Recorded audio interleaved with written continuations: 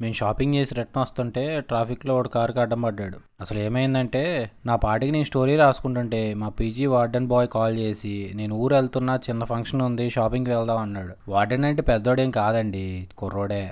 వెళ్దామని కిందకు వస్తే గీజర్ వాడు వచ్చాడు. వాడి సామాన్లు ఇచ్చి వెళ్తుంటే ఈలోపు చెత్తవాడు వచ్చాడు. వాడికి చెత్త ఇచ్చి మొత్తం క్లియర్ చేసి వెళ్తుంటే వాటర్ అయిపోయిందంట. అది రీఫిల్ చేసి బయలుదేరాం. అబ్బా, వాడడానికి ఉన్న కష్టాలు ఎవరికీ ఉండవు.